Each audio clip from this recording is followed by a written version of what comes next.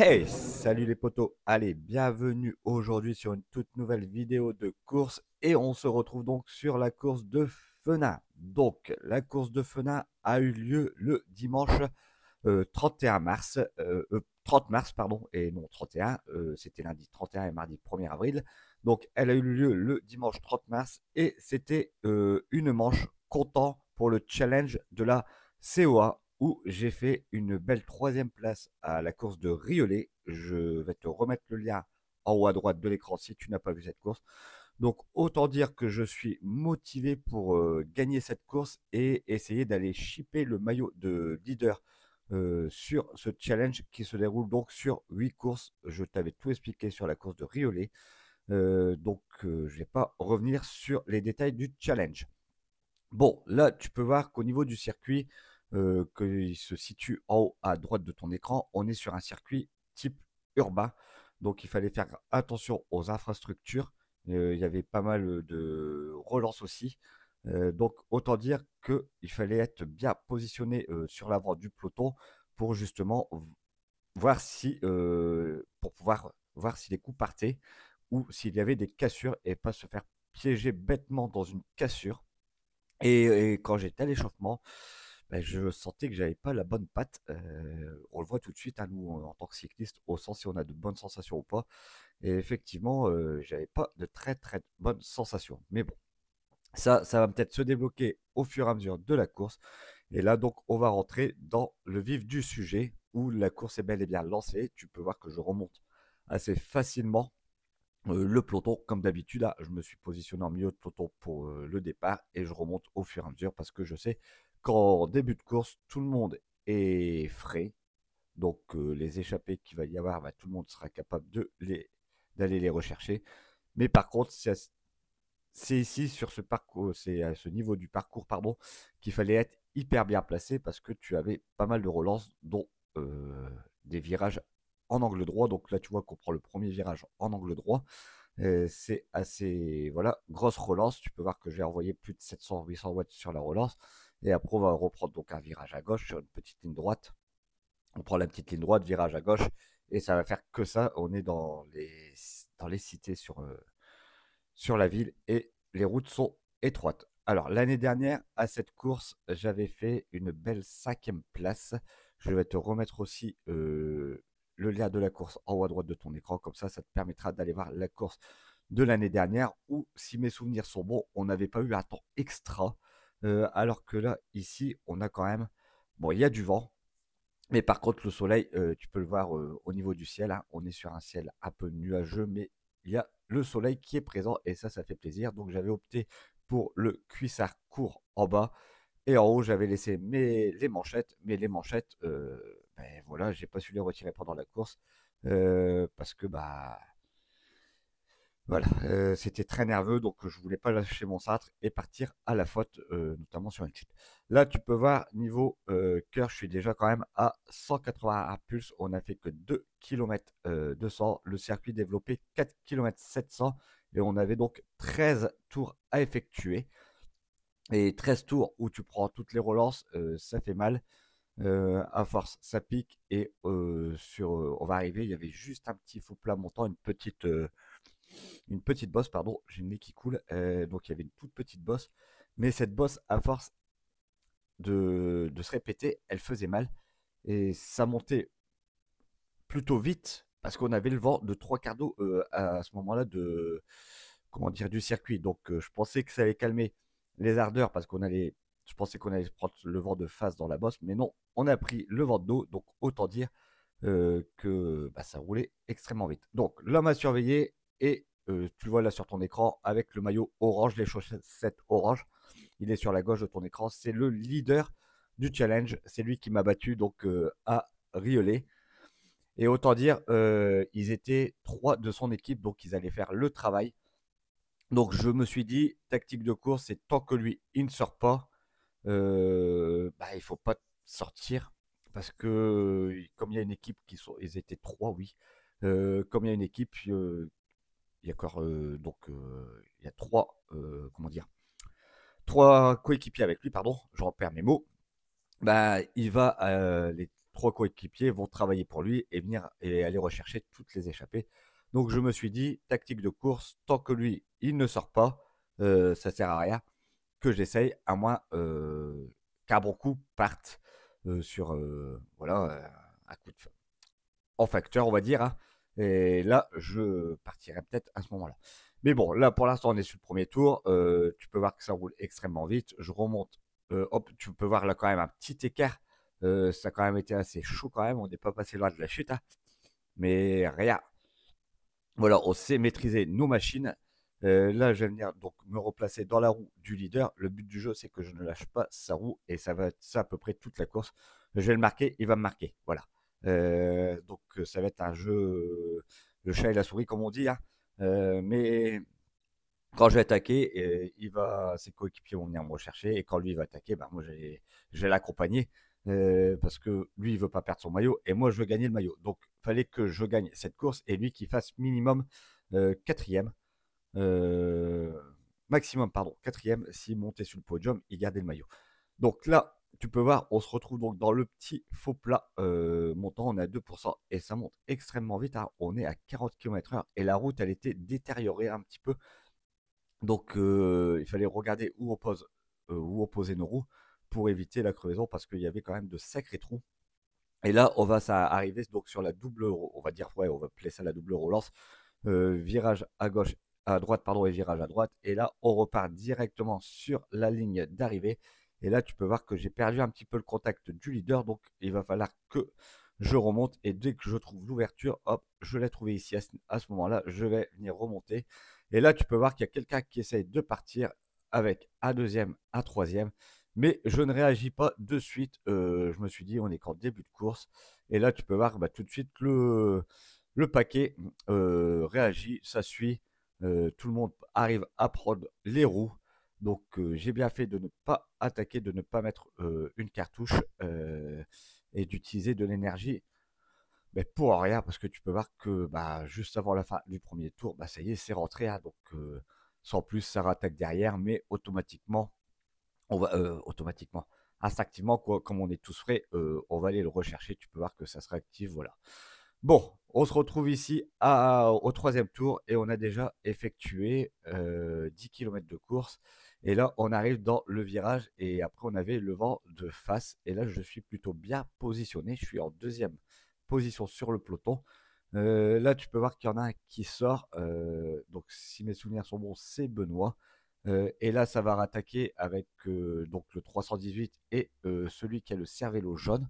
Tu vas voir qu'ils vont attaquer, mais c'est pas des attaques, on va dire, flagrantes, quoi. C'est pas percutant, on sent que c'est un peu dans le dur.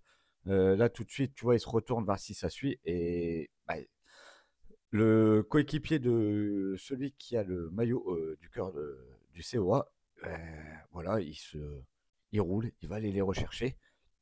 Et moi, à ce moment-là, bah, tu vas voir, je vais donc passer, je reste bien calé dans sa roue. Et là, je vais venir porter ma première attaque de course pour voir qui est capable de réagir. Et là, sur ma première attaque, j'envoie directement du 1200 watts. Je vais revenir facilement sur les deux hommes qui essayent de se faire la malle. Et je me suis dit, peut-être qu'à trois, on arrivera à collaborer et que ça va, comment dire, créer l'échappée. Mais automatiquement, ça revenait. Et donc, j'ai laissé revenir et tout de suite, j'ai remis une deuxième attaque. Donc là, c'est ce qu'on appelle du 30-30. Ça, je peux te dire que ça pique. Et je vais essayer d'aller boucher ce petit trou. Il y a quoi? Il y a une cinquantaine de mètres. Mais je vais me relever parce que bah, malheureusement, l'équipe du leader m'a pris en chasse. Elle savait qu'il fallait pas que je parte, donc elle m'a pris en chasse. Et là, bah, à ce moment-là, je me relève et ça rattaque. Et je me suis dit, bah, vous ferez le travail pour aller rechercher les échappés. C'est pas à moi de le faire. Donc malheureusement, j'aurais lâché ma première cartouche.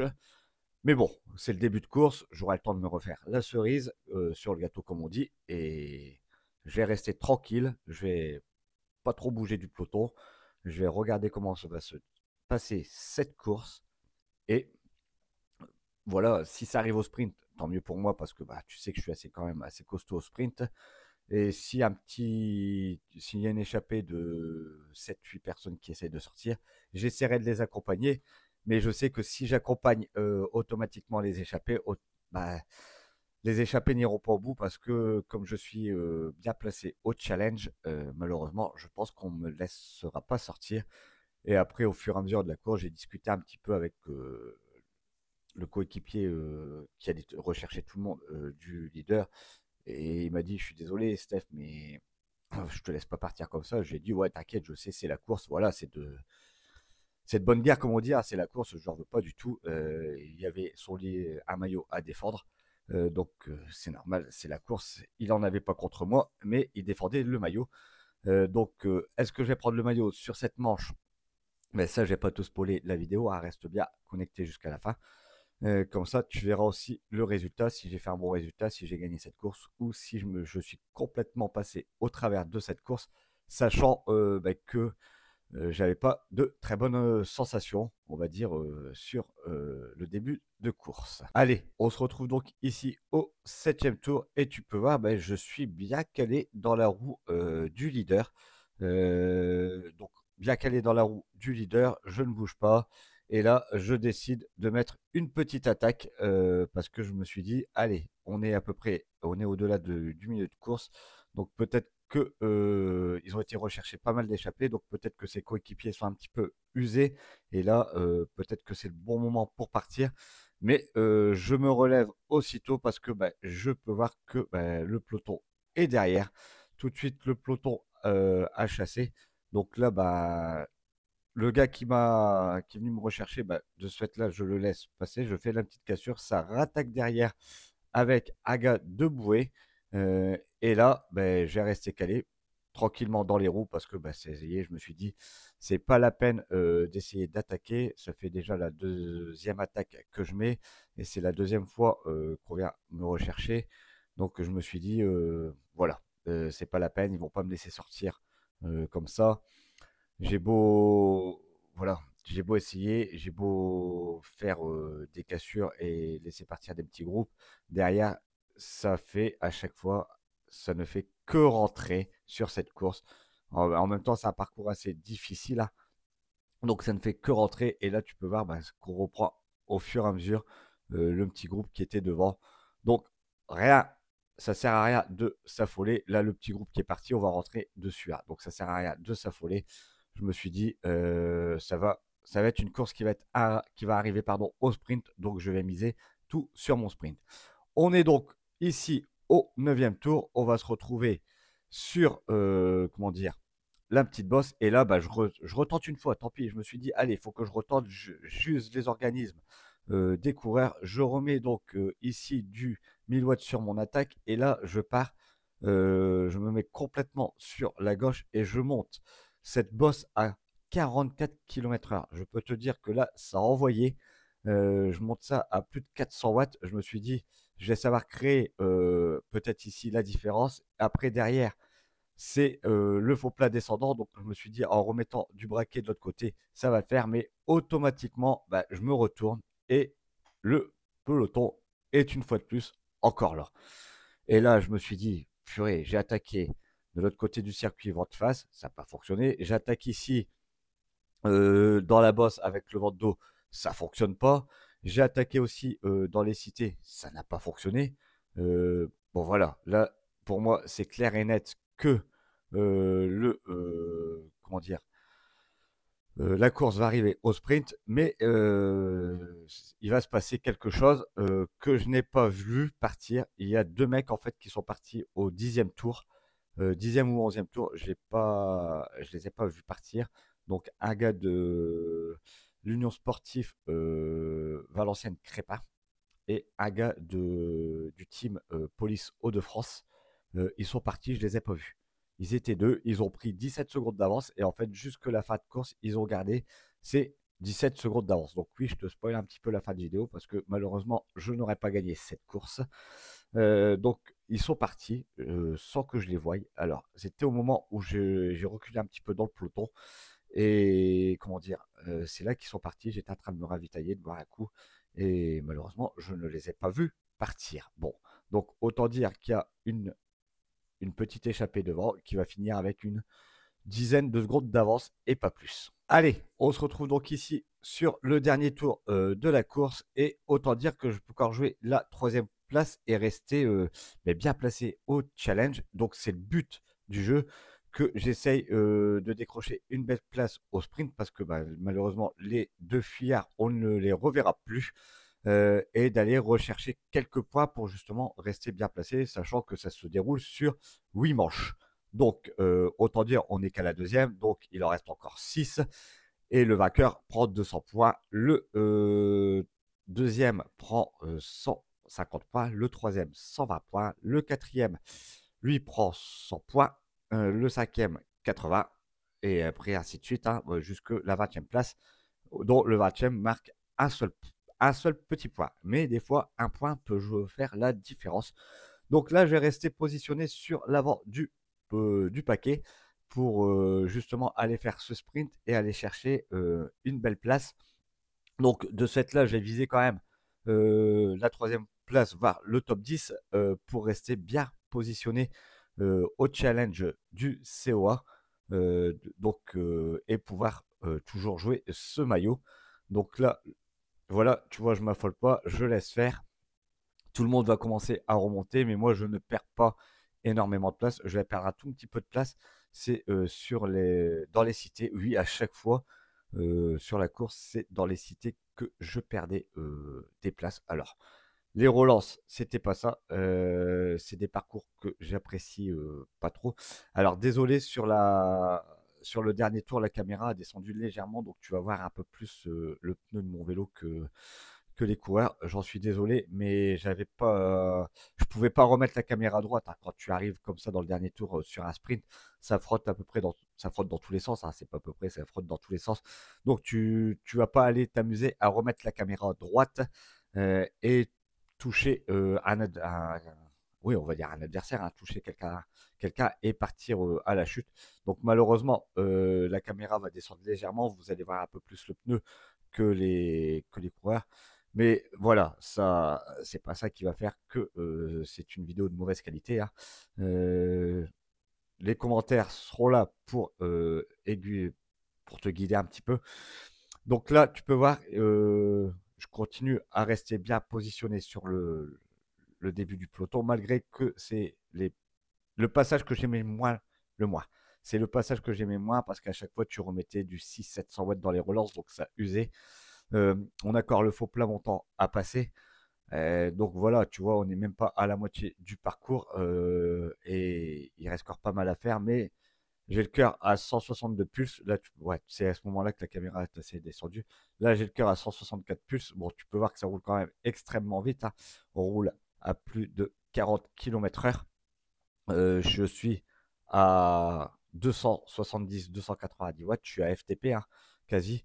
Là, il faut pas que je perde ma place. Je suis très très bien positionné pour le sprint, peut-être même un peu trop à l'entame du dernier tour.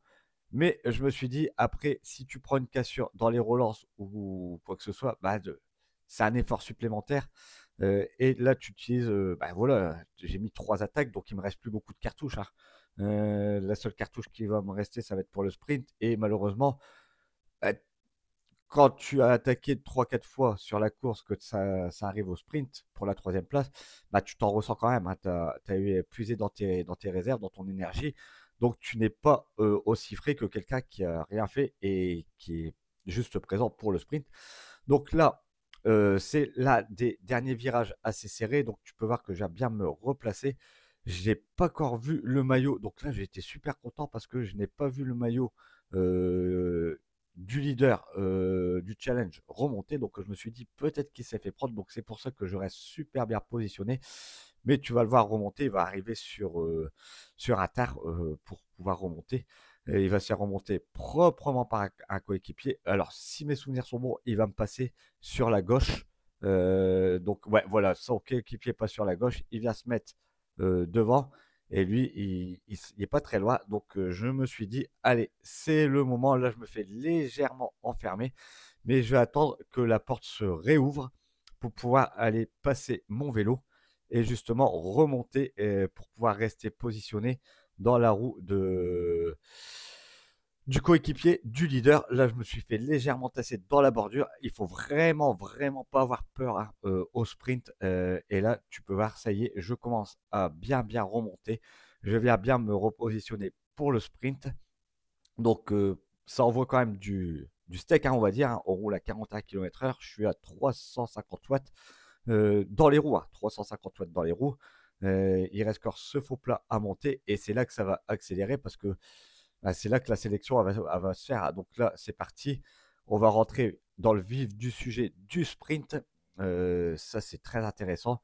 Donc là, tu vois, je ne m'affole pas. Je garde toujours ma ligne, la ligne montante. Là, ça remonte à droite, ça remonte à gauche. Je me suis dit, il est encore tôt pour venir se positionner en deuxième position. Donc je reste bien positionné.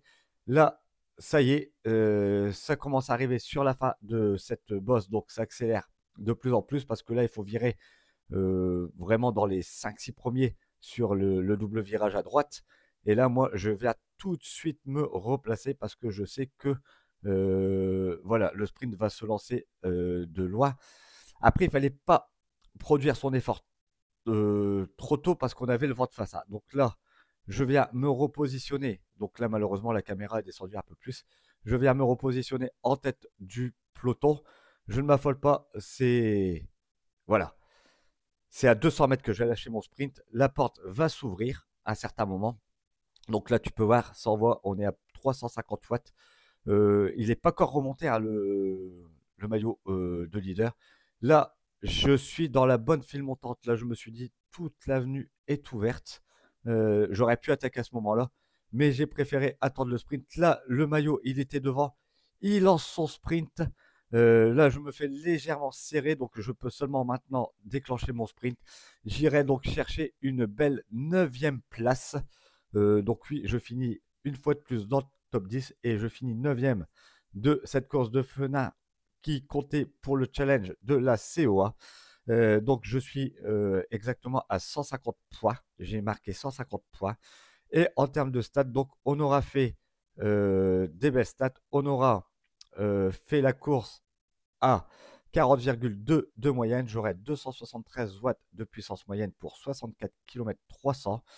Et en termes de watts normalisés, je suis à 270 watts normalisés. Donc voilà, c'est plutôt des belles stats sur cette course. Bon, les amis, j'espère que tu auras aimé cette vidéo. Comme d'habitude, n'oublie pas de liker, partager et de t'abonner à la chaîne. Active là la putain de cloche pour ne pas rater les prochaines vidéos.